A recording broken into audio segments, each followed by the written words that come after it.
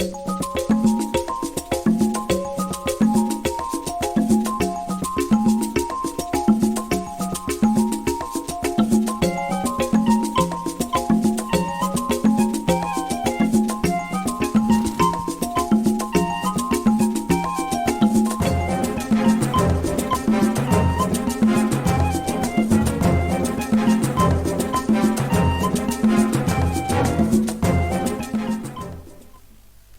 primary responsibility of government is the protection of lives and property. If you fail in that area, you have failed woefully as a leader. This is Nigeria Now on Ekwa Television International. My name is Joyce Jakada. We are live on Facebook and YouTube at Ekwa Television International. You can do well to join the conversation by dropping your comments on what is happening in Nigeria. I have Sele Elisha Dasham. Sele, good afternoon. Absolutely. How are you doing today? It's been a rainy day. Exactly. I know I'm not having a coffee today. But then You should have one. Yes, I should. All right, let's look at Nigeria now. Still on insecurity, DSS are warning, calling on citizens to be vigilant as there's already some terror attack or ahead of terror attacks. There have been reports that based on intelligence gathering that some terrorists might attack worship centers among others, and the DSS are calling for vigilance over that plot. What's your take? Well, Joyce, I'm really happy that the DSS is actually, sending the security alert, and then for, people to be aware of what is going to happen. Even though this is not the first time we're seeing these alerts coming, either from our papers or sending, memos around for people to actually know that this is what is happening. But then my fear right now is, what are we going to do with this alert or this, warning that is coming from the DSS? Because we've had times where the DSS have given a warning, and then it's either the government or even other security agency pay a deaf ear to it. If you could recall, last year or so, we had the Guje Correctional Center, where there was an alert coming from the security looking at the DSS intelligence, but nothing was done about that, and then boom, we had that prison break, you can call it. And then over the years, we've seen where DSS have given warning alerts, and then people pay deaf ear. But I hope that we're going to take this warning seriously, because this is not the time for us to play. It's not a coincidence that just yesterday we saw attacks, and then they have been attacking various states. So because from the way it's looking right now, it's going to look like more like a distraction to Nigerians, because when this place is being attacked, everybody's attention is here, and then we forget that they can attack you in the marketplace, they can attack you in even our worship centers, and that's what the security agency or the DSS are saying, that we should be very vigilant. So I think this is a warning to Nigerians to avoid any place that is being crowded. If you have a need to go to a particular place, do whatever you need to do, even though we really can't tell where the attack is going to take place. But I hope that we're going to take this warning seriously and not pay a deaf ear to it, as we normally do as Nigerians. So I hope to see what the government is going to do. Schools, we have schools that are still on session. So what are we going to do about all of these primary schools, secondary schools, even though we heard that there are schools like in Kano that started giving the 1 week break because of the Eid break festival that they are going to be celebrating. So this is coming at a time where we see children want to be in recreational centers and all of that. So I hope that all that is needed to be done will be done, so we don't end up seeing that there was a warning and then we pay deaf ears to it. Last year we saw warning coming. In fact, warning was coming from outside, where we had the UK and also even the other countries giving us warning on what is happening in our country, and that was a shame. We are in Nigeria, we're supposed to be the ones knowing, but I'm happy this is coming from the DSS. So I hope that we take all the measures that is needed to be taken, so that we will avoid this thing that we're mostly doing in the country, always giving medicine after day, where we see corrections rather than see preventive measures being taken place. Well, Sele, if you ask me, I think the DSS are just living up to its primary responsibility of intelligence gathering, especially in times like this. We all know that Nigeria is faced with security challenge, and nobody can deny that fact. It's something that is tearing at us at the face, and it is based on their reports, the security alert, it is ahead of the Eid celebration, and so they are calling for caution at recreational centers and even at worship centers. And if you ask me what is different, this is no different from the regular report security alerts that we have been hearing. But the concern is, what is the relationship between all our security agencies? Because if the DSS come up with security alerts, you expect that sister agencies are up and about to ensure that they avert all of these planned attack. And then, but you hear the reports and then no proactive measures until the deed is being done, and then nobody is being apprehended, nobody is prosecuted, nobody is even arrested, and then Nigerians mourn, and then we move ahead. Just yesterday, 3 farmers were kidnapped, and like many others, 3 were killed, many others were kidnapped in southern Kaduna. Is this news? Of course no, because southern Kaduna is one part of Nigeria that have suffered when it comes to issue of insecurity.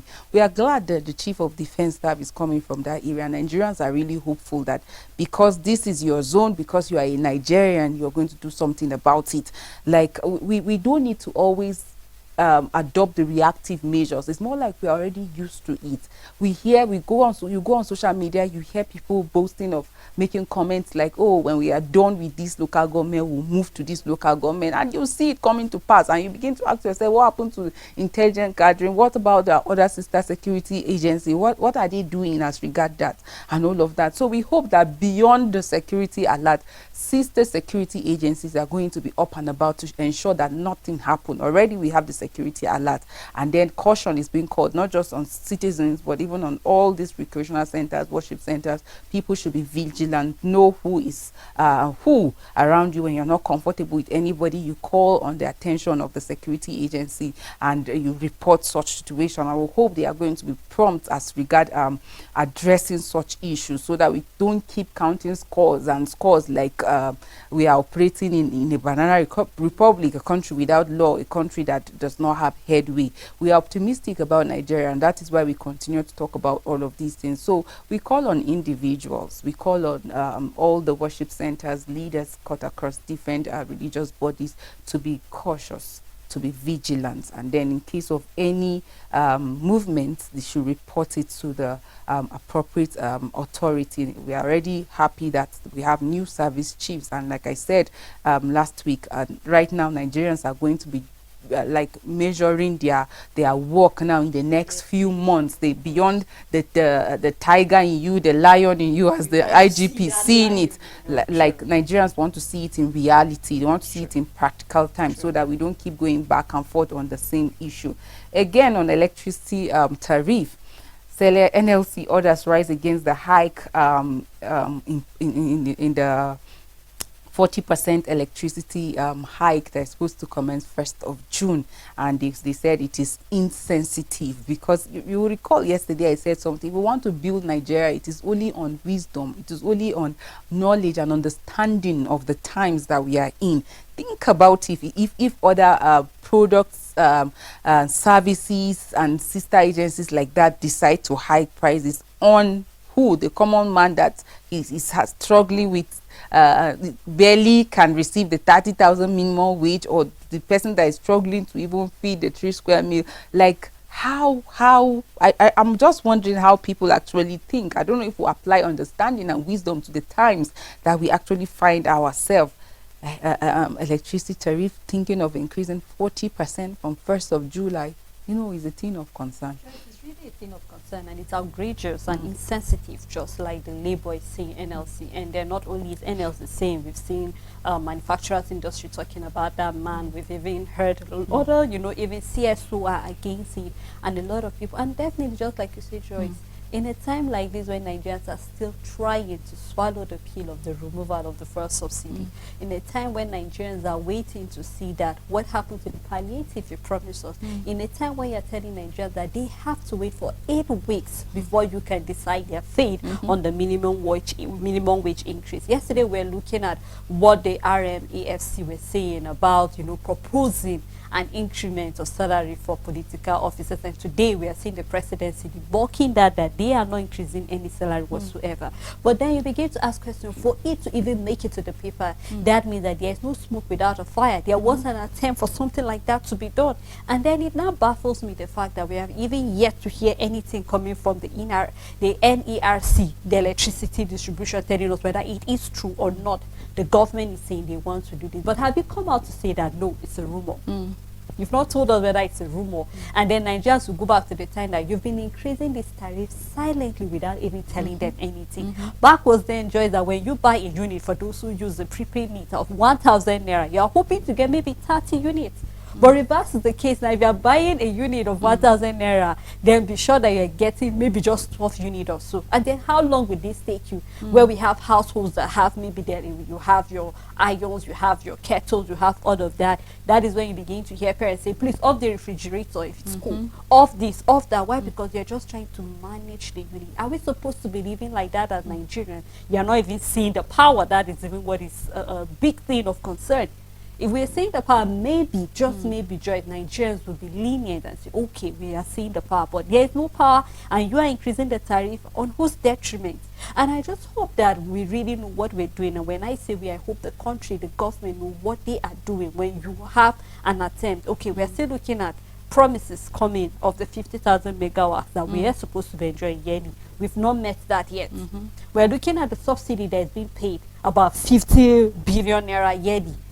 That presently, even the electricity distribution are saying that the government is actually owing them some revenue. They have not met that up. So you begin to ask, what really is the problem here? Who is going to suffer at the end of the day? We are looking at small and medium enterprises suffering, because definitely some businesses have to shut down because they can't afford.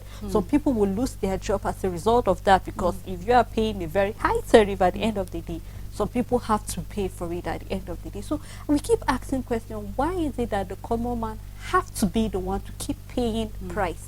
So why is it? Of course. With all of these policies, we keep widening the gap between the rich and the poor. And one of the challenges that we have as a country is control measures. We don't have like proper control or monitoring system. Like, people just do things and get away with it. You mentioned the issue of the threshold of 5,000 megawatts as a country that we're supposed to be enjoying. Do we even have that? There are places that don't even have electricity. Like, they barely have 2 weeks of supply of electricity in a month, yet they keep paying. There are silent increments that nobody has said anything about, and now we're talking about 40% increments in July. I think this is something that the government needs to come in and do something about. Like you said earlier on, at the time when Nigerians are struggling with the effect of the fuel subsidy removal, people are like, trekking is becoming a new normal, and then you are having thinking of 40% increments in electricity tariff. At the end of the day, it's more like government does not care about its citizens. You called yesterday, I said the way things and decisions are being taken is obviously showing that people that are at the helms of affairs don't even care about the hardship and sufferings of Nigerians. Because if you have understanding of the times that we are in right now, you will not be coming up with this decision of proposing all that. It was just yesterday we talked about the Revenue Mobilization Fiscal Allocation Commission proposing 114% increment for political office holders. I'm glad that as we speak right now, the federal government, through the Special Advisor on Communication Strategy, Alake, have come out to debunk that, saying that they don't have any plans to increase that. Of course, all their plans and attention is towards uplifting Nigerians that are suffering and all of that. They don't have any plan for that. I like the fact that they have come out now on this issue of electricity tariff increment. We hope to see them also coming out to respond to that issues, because we cannot continue subjecting the citizens that actually elected and elected us to serve them to suffering. We shouldn't have leaders taking advantage, extorting the common, the poor, and continue to widen the gap for these people. This is a time where we should be thinking of cushioning the effect of fuel subsidy. All the discussion, all the conversation between TUC, NLC, and the federal government have no direction yet, as far as I'm concerned. We keep seeing situations where they meet and then meetings end in deadlock, and we plan to do this, we plan to do that. This is not what Nigerians are actually concerned about at the moment.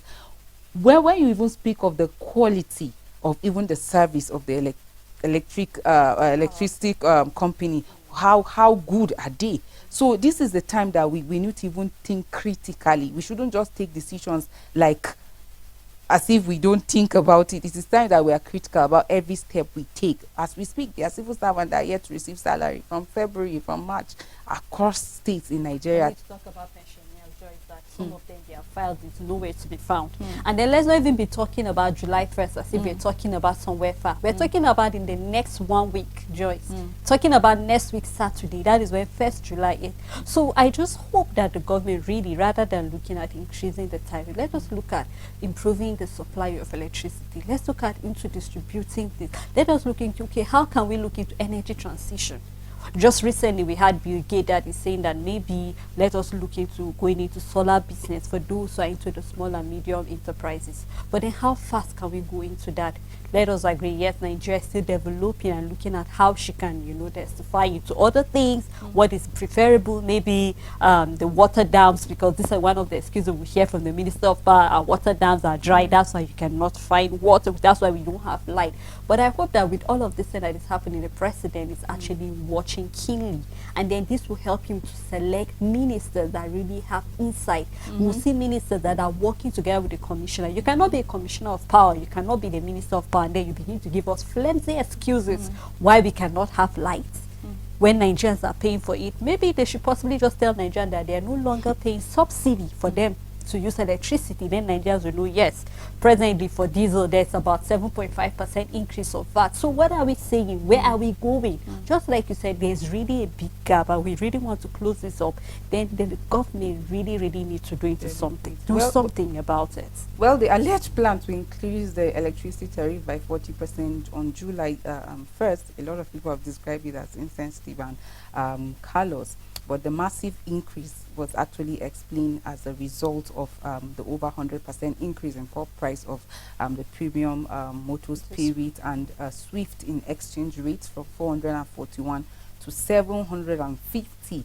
Well, these reasons are not justifiable as far as I'm concerned. If we're thinking of the times that we are actually in, if we have understanding of the times that we're actually in, then all of these reasons are not justifiable. And like I said, the risk is that by the time products and other services entities come up with their own new prices and then rates, the ordinary person, the average Nigeria, the common man, the poor of the poorest of the poor that we keep talking about must have been compacted into dust. Because imagine all the bills that you have to deal with on top how much. That's what, how much the 200,000 minimum wage that Tuesday are even proposing. Nobody's talking about it. What we're seeing the federal government say, oh, we're going to divide their demands, long time, short term, and mid term. And then all of these people that want to go ahead with increments are saying July 1st. That's just like next week when TUC, NLC, and federal government meeting is saying, oh, in the next 8 weeks. So do we mean that Nigerians will start paying for all of this before we come up with? So I think governance is more than just coming up with policies, but measures. Implementation is actually key. So let these people actually sit and check their conscience. Can they sit and really have understanding of the times we're in, so that they won't be coming up with all of this? Life in Nigeria for the common man is really unfair. It's really unfair. Like I said, the gap between the rich and the poor every day is just widening. So they should think of the average Nigerian, that one that went to queue and voted for them. Every decision that will be taken, it should be of benefit to the common man. What about the woman on the streets? What about the person at let's say Nunku village in Akwanga? What about the person in Zabolo? Can they say, oh, we can feel the impact of government, or government come in just to make life harder for us? I hope that they do the needful. And we hope that maybe we need to start from, they say common sense is common, but it's not common to everybody. So I hope that we go back to what really common sense is. And then maybe let us check the definition of democracy again. If we say that democracy is for the people, by the people, then we should put the people at the center. But from the way things are moving, some of the policy we are seeing that people are no longer in the middle of all of this. So it's our heart desire that the government will go back, consult widely again, and know that really this policy we're about to say, who will benefit at the end of the day. And I hope that with that wide consultation, the government will be able to have their answers on some of the policies that they are setting out. Thank you so much, Stella, for It's my doing this pleasure, with Joy. me. Great analysis as always. Thank you. And to our viewers out there, thank you so much for staying with us on Nigeria Now. Do know that democracy is a theory that the common man knows what he wants and deserves to get it real good and hard. Until we come your way next week with another package on Nigeria Now, you have a blessed weekend.